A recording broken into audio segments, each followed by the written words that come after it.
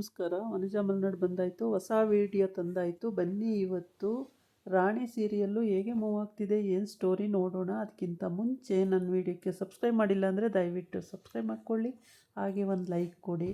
ರಾಣಿ ಮತ್ತು ಸತ್ಯ ಮತ್ತು ಕಾವೇರಿ ಬಾಲ ಎಲ್ಲ ಒಟ್ಟಿಗೆ ಸಿಕ್ಕಾಕೊಂಡಿದ್ದಾರೆ. ಇವಾಗ ಎಲ್ಲರೂ ಒಂದೇ ಕಡೆ ಸೇರಿಕೊಂಡು ಎಸ್ಕೇಪ್ ಆಗ್ತಾಯಿದ್ರು.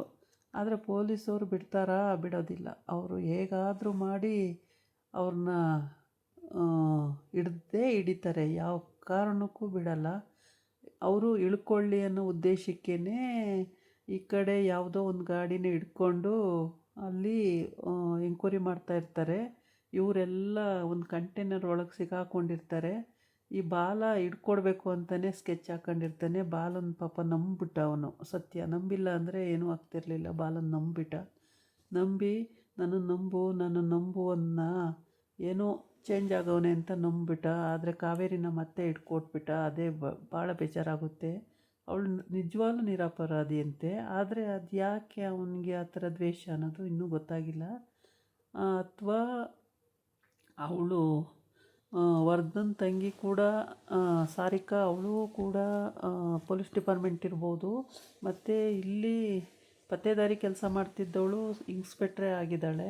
ಇವರೆಲ್ಲರೂ ಕೂಡ ಅಲ್ಲಲ್ಲೇ ಸಿವಿಲ್ ಡ್ರೆಸ್ಸಲ್ಲಿ ಇವ್ರನ್ನ ಎಲ್ಲಿ ಹೋಗ್ತಾರೆ ಎಲ್ಲಿ ಬರ್ತಾರೆ ಅಂತ ಎಲ್ಲ ಕಡೆನೂ ಸರ್ಚ್ ಮಾಡ್ತಾಯಿದ್ರು.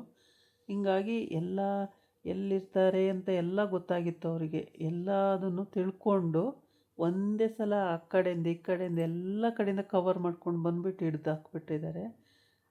ಓಡ್ತಾಯಿದ್ರು ಪಾಪ. ಈ ಬಾಲನೇ ಇದಕ್ಕೆಲ್ಲ ವಿಟ್ನೆಸ್ಸು. ಬಾಲ ಸರಿ ಇಲ್ಲ, ಅವನೇ ಕ್ರಿಮಿನಲ್ಲು.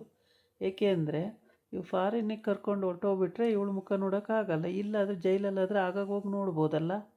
ಈ ಇಂಟೆನ್ಷನ್ ಇಟ್ಕೊಂಡು ಅವನು ಮತ್ತೆ ಜೈಲಿಗೆ ಕಳಿಸೋದು ಒಳ್ಳೆಯದು ಅಂತೇಳ್ಬಿಟ್ಟು ಜೈಲಿಗೆ ಕಳ್ಸೋಕ್ಕೆ ತೀರ್ಮಾನ ಮಾಡ್ಕೊಂಡಿದ್ದಾನೆ.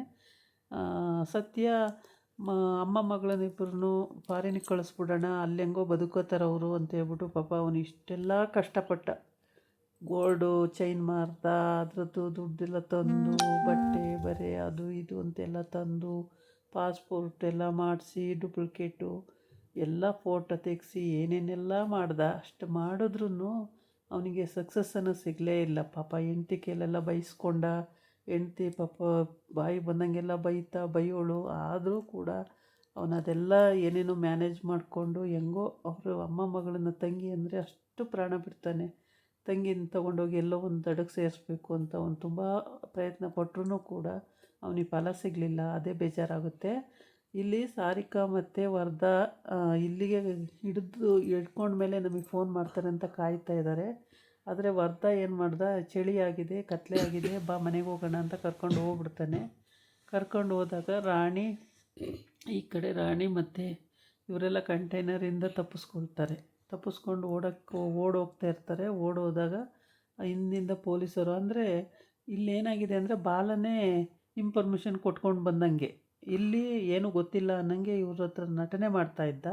ಒಳಗೊಳಗೆ ಇನ್ಫಾರ್ಮೇಷನ್ ಬಂದಿದ್ದಾನೆ. ಇದು ಕಾವೇರಿ ಯಾವಾಗಲೂ ಹೇಳ್ತಾನೇ ಇದ್ಲು, ಈ ಬಾಲ ಸರಿ ಇಲ್ಲ, ಇವನು ಆವಾಗ ನನಗೆ ಮೋಸ ಮಾಡ್ದಂಗೆ ಈಗಲೂ ಮೋಸ ಮಾಡ್ತಾನೆ, ಬೇಡ ಅಣ್ಣ ನಂಬೇಡ ಅಣ್ಣ ಅಂತ ಪಾಪ ಅವಳು ಯಾವಾಗಲೂ ಹೇಳೋಳು. ಆದರೆ ಸತ್ಯ ನಂಬಿಬಿಟ್ಟ. ಕಾವೇರಿ ಒಳ್ಳೆಯವನಾಗಿದ್ದಾನೆ, ಇವಾಗ ಅವನ ಮೇಲೆ ನಂಬಿಕೆ ಇಡ್ಬೋದು ಕಾವೇರಿ ಅಂತ ಹೇಳ್ಬಿಟ್ಟು ನಂಬಿಬಿಟ್ಟ. ಆದರೂ ಅವಳು ಒಂದು ನಿಮಿಷಕ್ಕೂ ನಂಬಲಿಲ್ಲ. ಅವಳು ನನಗೆ ಫುಲ್ ಮೋಸ ಮಾಡಿದವನು ಇವನ್ನ ನಂಬೋಕ್ಕಾಗಲ್ಲ ಅಂಥೇಳಿ.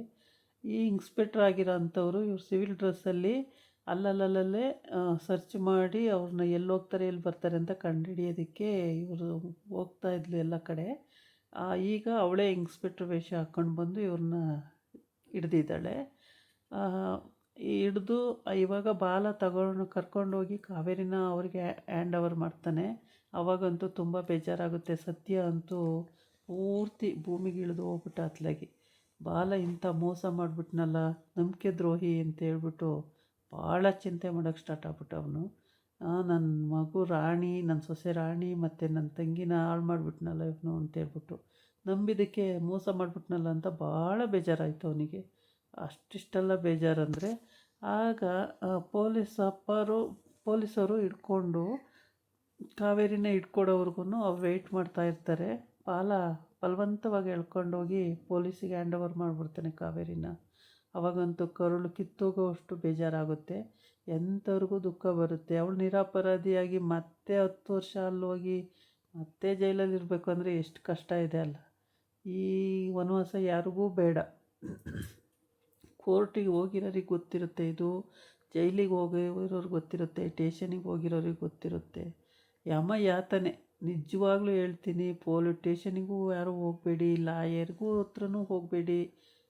ಎಷ್ಟು ಹಿಂಸೆ ಆಗುತ್ತೆ ಅದರಿಂದ ಅಂದರೆ ಬಿಡುಗಡೆ ಆಗೋದು ಭಾಳ ಕಷ್ಟ. ನಿಜ ಜೀವನದಲ್ಲೂ ಕೂಡ ಇದು ಕತೆ ರೂಪದಲ್ಲಿ ಬರ್ತಾಯಿದೆ. ನಿಜ ಜೀವನದಲ್ಲೂ ಅದೇ ರೀತಿ ನಡೆಯುತ್ತೆ. ಯಾರಾದ್ರೂ ಸರಿಯೇ ಬೇಕಾದ್ರೆ ಅಲ್ಲೇ ಪಂಚಾಯಿತಿ ಮಾಡಿ ತೀರ್ಮಾನ ಮಾಡ್ಕೊಬಿಡಿ. ಸ್ಟೇಷನು ಕೋರ್ಟ್ವರೆಗೂ ಹೋಗೋಕ್ಕೆ ಹೋಗಬೇಡಿ ಯಾರೂ. ನೋಡಿ ಇಲ್ಲಿ ಬಲವಂತವಾಗಿ ಎಳ್ಕೊಂಡೋಗಿ ಪಾಪ ಅವ್ರಿಗೆ ಹ್ಯಾಂಡ್ ಓವರ್ ಮಾಡ್ತಿದ್ದಾನೆ ಕಾವೇರಿನ. ಆ ಮಗು ಹೆಂಗೆ ತಡ್ಕೋಬೇಕು? ಅಮ್ಮ ಸಿಕ್ಕಿದ್ಲು ಅನ್ನೋ ಆಸೆನೋ, ಮತ್ತೆ ಪೊಲೀಸರು ಹಿಡ್ಕೊಂಡು ಹೋಗ್ತಾರೆ ಅನ್ನೋ ಭಯನೋ. ಪಾಪ ಮಗು ಎಷ್ಟು ಭಯ ಪಟ್ಕೊಂಡು ನೋಡ್ತಾ ಇದೆ. ಈ ಭಾಳ ಮೋಸ ಮಾಡಿಬಿಟ್ಟ ಇವನು. ಮೋಸಗಾರ ಅಂತ ನನಗನ್ಸುತ್ತೆ. ತುಂಬಾ ಮೋಸ ಇವನು. ಎಲ್ಲ ಕಡೆನೂ ನಾಟಕ ಆಡ್ತಾನೆ ಇವನು.